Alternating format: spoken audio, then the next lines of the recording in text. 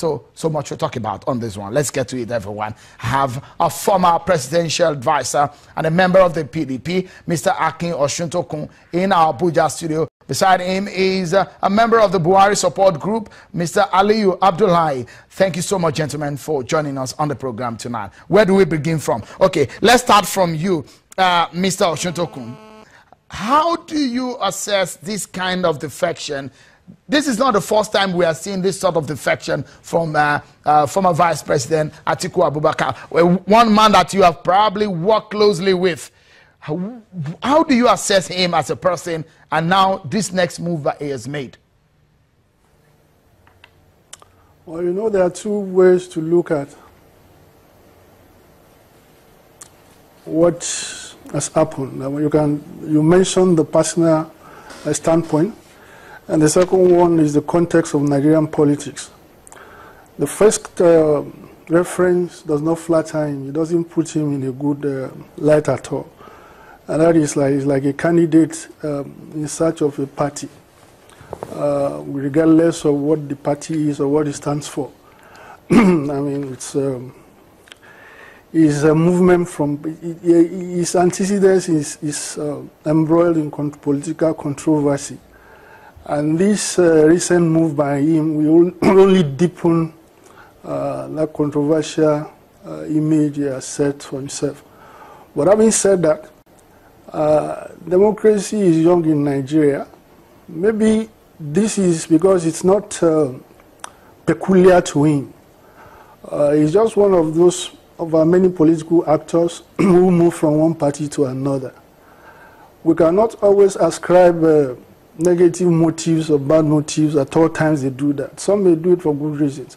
But the point I want to make is to generalize it. It may yet become part of the culture. Yeah. Like in the United States, you know, Bernie Sanders was not a member of he's still not even a member of the Democratic Party. Yet he contested in their primaries and nearly became the candidate. So these are the two perspectives from which you can look at it. For him as a person, it is not flattering. It's something that doesn't speak too well of him. And then he might have been able to mitigate the negative fallout by ascribing his movement to a particular agenda, an ideology or an objective. He has been championing the cause of restructuring the country. I thought that it would have served him better if he had included that as part of his reasons, you know, for moving to PDP. Well, this is a very topical issue and very broad issue. So I don't see why he shouldn't have listed that. It would have mitigated the negativity, you know, of his move. All right, just quickly, Mr. Osuntokun, before I get the reaction of Mr. Abdullahi there, do you think Mr. Atiku Abubakar will move to the PDP? He has not said he's going to move, but if you look at his antecedent and the fact that a lot of people have said he has intention to run, he has not declared his intention to run in 2019 for presidency.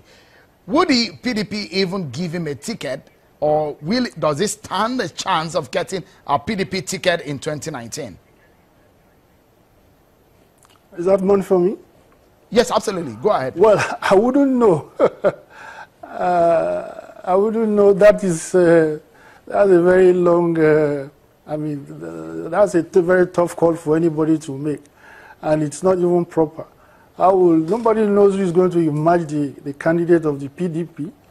I don't know the circumstances how the candidate will be chosen. So, I don't know. I don't. He stands almost an equal chance with any other person who is thinking of contesting. He has both the baggage. He also has the capacity. He's a viable candidate quote and unquote. All right. Maybe I should go to Mr. Abdullahi to get his thoughts on some of the reasons the former vice president gave. He did talk about internal democracy in the APC. Mr. Abdullahi, are you concerned with some of these reasons? Don't forget that he also mentioned that the governor of Kaduna State, Nasir El-Rufai, had made this kind of raised this kind of concern about internal democracy in the APC. Do you see an implosion in the APC? Well, Sheun, first, thank you for having me here.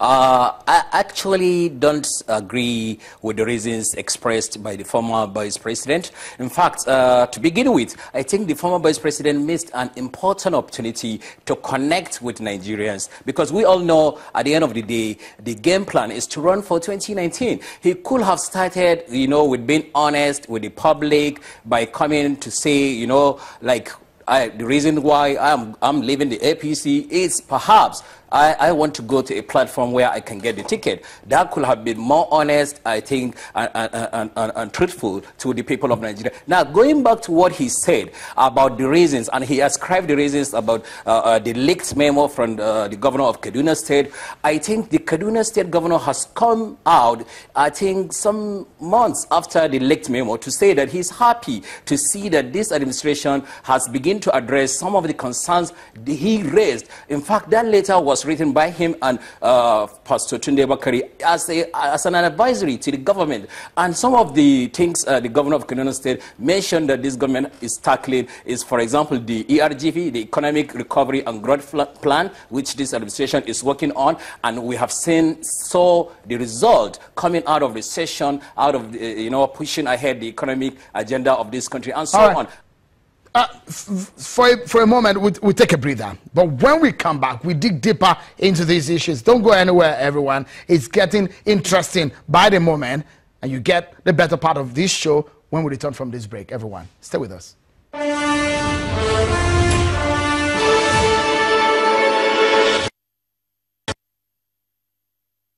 will not even say we're in the APC together. Some of us formed the APC. Some of them joined because they thought that the APC was a platform on which they would contest elections, and when they didn't get the opportunity, they started looking around. I have heard about what the former vice president said about leaving the APC. We knew he was going to leave in December. He has left in November, which is good. The earlier he leaves for where he belongs, the better. He has changed political parties a few times. There is nothing surprising. Before the 2019 elections, if situations change and he thinks he can get the ticket in APC, he will come back. That's what he has done a few times. So I have nothing to say other than what people say in Hausa, Allah rakataki gona. No one has driven him out of the party. The APC is an equal opportunity platform for everyone. And he has, in his statement, on leaving the APC, he has made reference to the memo I wrote to Mr. President in September 2016, where I was calling on the President to reach out to party leaders that feel aggrieved. And I mentioned him, and Asiwaju, and many others. But all the others are still in the APC because they believe in the direction of the party. They believe that we have come to save the country from a very bad situation. But the former vice president is always looking for an opportunity to contest. He's a serious contestant, and we wish him luck.